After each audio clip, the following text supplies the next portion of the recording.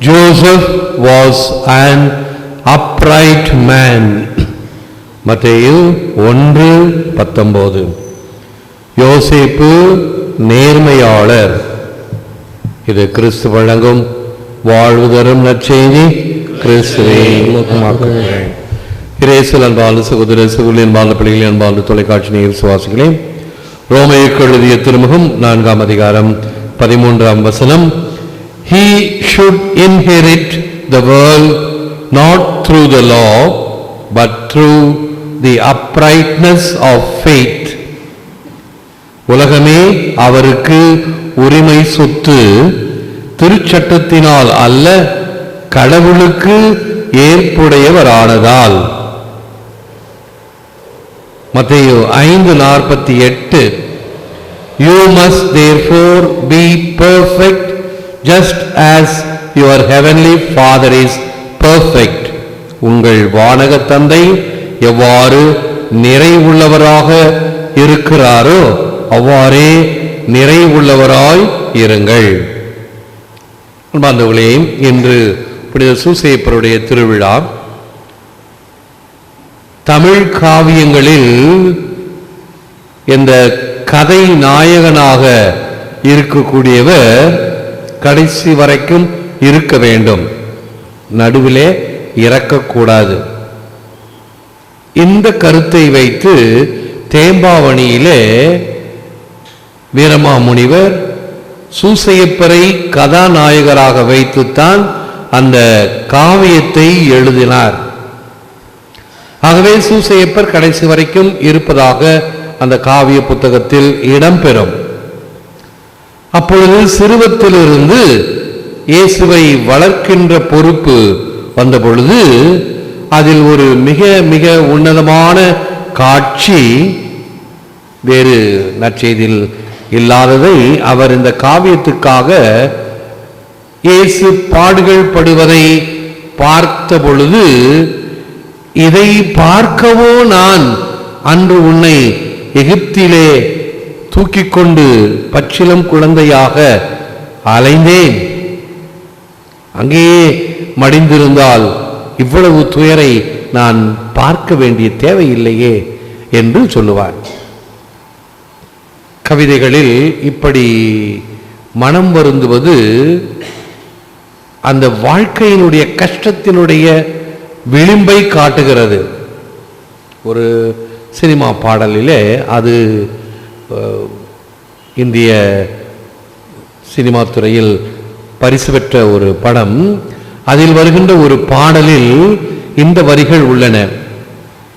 என் விதி அப்பொழுதே தெரிந்திருந்தால் கர்ப்பத்தில் நானே கரைந்திருப்பேனே.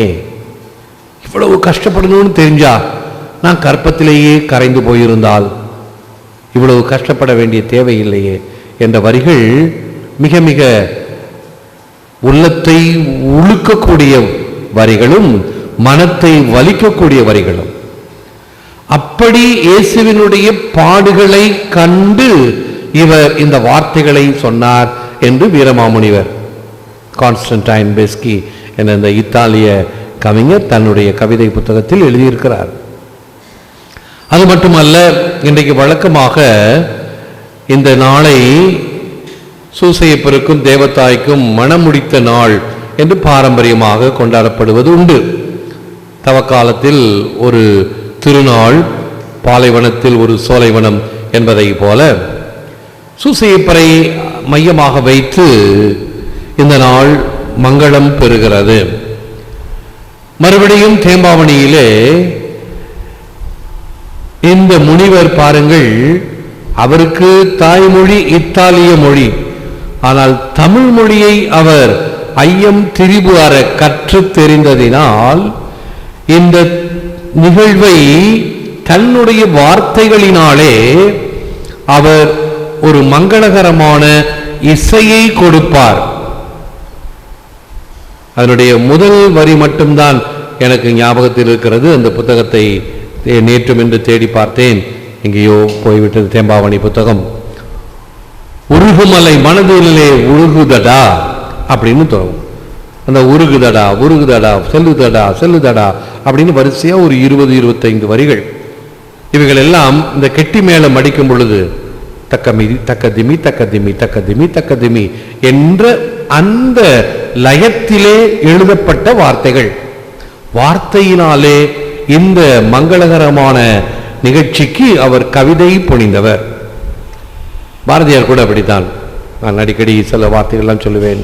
அச்சமில்லை அச்சமில்லை அச்சம் என்பதில்லையே உச்சி மீது வாழ்ந்து வீழுகின்ற போதிலும் அச்சமில்லை அச்சமில்லை அச்சம் என்பதில்லையே அப்படின்னு சொல்லி சொல்லி பார்த்தா அந்த மிலிட்ரியில எப்படி ஃபார்வர்ட் மார்ச் போட்டாங்களோ, லெஃப்ட் ரைட் அபவுட் டர்ன் அப்படின்னு சொல்ற மாதிரி வார்த்தையிலேயே லாவகம். தேம்பாவணியில அப்படி தேவதாய்க்கும் சூசையப்பருக்கும் திருமணமாக இருக்கக்கூடிய ஒரு காட்சியை வர்ணிக்கின்றார். விவிலியம் சொல்வதெல்லாம் அந்த ஒரே ஒரு வரிதான், யோசேப்பு நேர்மையாளர். He was a just man. உங்கள் வானக தந்தை எவ்வாறு நிறைவுள்ளவராக இருக்கிறாரோ நீங்களும் அப்படி நிறைவுள்ளவராக இருங்கள் என்பதை கடைபிடித்தவர், வாழ்ந்து காட்டியவர். இயேசுவுக்கு சிறு குழந்தையாக இருக்கும் பொழுதும் சரி, சிறிய பாலகனாக இருக்கும் பொழுதும் சரி, ஒருவேளை இளம் வயதினராக வாலிபனாக இருக்கும் பொழுதும் சரி, வாழ்க்கையினுடைய நெளிவு சுழிவுகளை கற்றுக் கொடுத்தவர். ஜீசஸ் ஆஃப் நாசரத் என்ற வீடியோ திரைப்படத்திலே இயேசு ஒரு 10 வயது பையனாக இருந்து இந்த கார்பென்ட்ரி என்ற தச்சு தொழில் செய்யும் பொழுது தந்தைக்கு உதவி செய்வார்.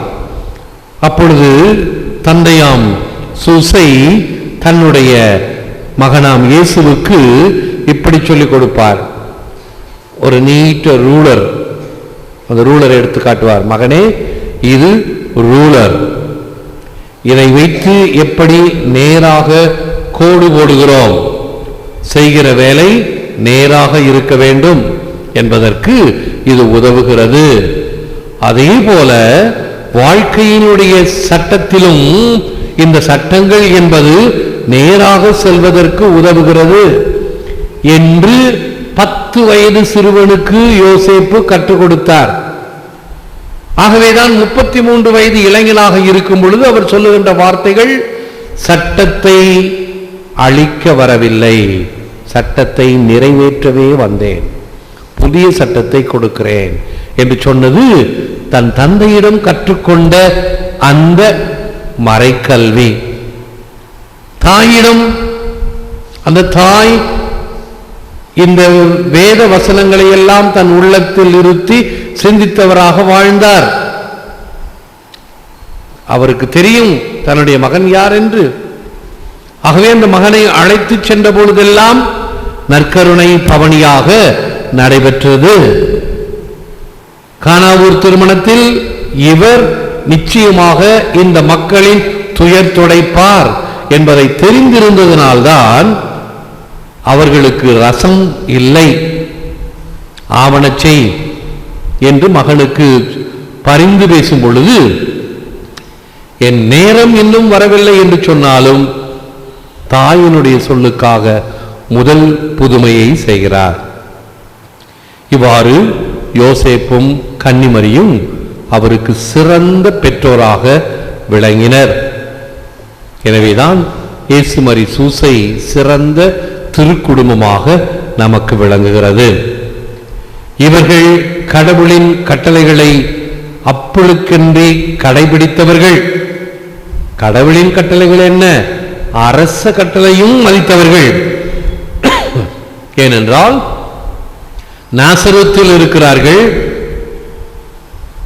சொந்த ஊருக்கு சென்று கணக்கு கொடுக்க வேண்டும் என்றதும் உடனடியாக பயணம் செய்து, நிறை மாத கர்ப்பிணியாக இருந்தாலும் பயணம் செய்து அரச கட்டளையை நிறைவேற்றினார்கள். நேற்று ஒருத்தர் வந்தார், பங்கள இருப்பது நயினார் மண்டபம். முதலாக குடும்ப அட்டை போட வேண்டும் என்று பழைய அட்டை வில்லியனூர் பங்கிலிருந்து எடுத்து வந்தார். எத்தனை வருடமாக இங்கு இருக்கிறீர்கள்? ஒரு 4-5 வருடமாக இருக்கிறேன். அதற்கு முன்னால் எங்கில் இருந்தீர்கள்? நான் வெளியூரில் வேலைக்கு போயிருந்தேன். மனைவி மக்கள் இங்கே இருந்தார்கள். முதல் பிள்ளை 10ஆம் வகுப்பு படிக்கிறது, புது நன்மை உறுதி பூசல் வாங்கவில்லை. 2வது பிள்ளைக்கு ஞானஸ்தானம் கொடுக்கவில்லை, குடும்ப அட்டை போடவில்லை. ஆனால் இந்த பங்கின் எல்லையிலே 3-4 வருடம் இருக்கிறார்கள். இவர்களை ஒரு பக்கம் வைத்தால், சூசையப்பர் தேவத்தாய் என் மனைவி கர்ப்பிணியா இருக்கிறாங்க, இப்பொழுது பயணமெல்லாம் செய்ய முடியாது, குழந்தை பிறகு பார்த்துக்கலாம் என்று நேரத்தை கடத்தினாரா? அரச கட்டளையாக இருந்தாலும் சரி, ஆண்டவருடைய கட்டளையாக இருந்தாலும் சரி, கட்டளைகள் நிறைவேற்றப்பட வேண்டும், கடமைகள் செய்யப்பட வேண்டும். அது மிக மிக முக்கியமாக இறைவனை சார்ந்த, கோவிலை சார்ந்த கடமைகளாக இருந்தாலும். இயேசு சொல்லுவார், தொழுநோயாளரை குணமாக்கிய பிறகு சட்டம் என்ன சொல்லுகிறதோ, மோயிசன் என்ன சொன்னாரோ, அதே போல உங்களை போய் குருக்களிடம் காட்டி சான்றிதழ் வாங்கி கொண்டு பிறகு மக்களிடம் செல். அவங்க என்ன சொல்றது? நான் தான் உங்களுக்கு சௌக்கியத்தை கொடுத்தேன், உடல்நலத்தை கொடுத்தேன், அவங்களா கொடுத்தாங்க? அவங்களுக்கு இதுக்கெல்லாம் சக்தியும் கிடையாது, பவரும் கிடையாது. எனக்கு தான் பவர், நான் தான் கொடுத்தேன், நீ போ என்று சொன்னாரா? இல்லை. அங்குதான் நாம் நம்முடைய மமதையை, எனக்கெல்லாம் தெரியும், எனக்கெல்லாம் தெரியும், இது சரியில்லை, அது சரியில்லை என்று அல்ல, மாறாக இறைவனுடைய சட்டத்தை உங்கள் வானக தந்தை எவ்வாறு நிறைவுள்ளவராக இருக்கிறாரோ அப்படி நீங்களும் நிறைவுள்ளவராக இருக்க வேண்டும் என்பதை கடைபிடிக்க வேண்டும். A man cannot live without love. He becomes incomprehensible if love is not revealed to him.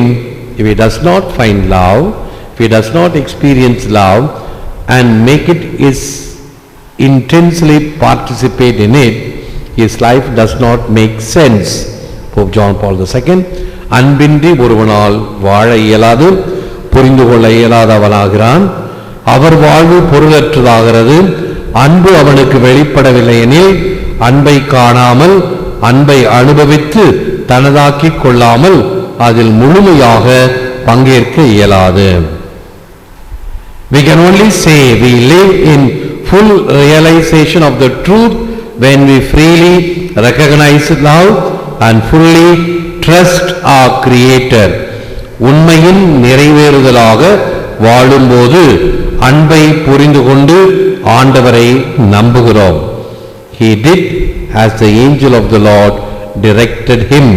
மத்தேயு 1:24.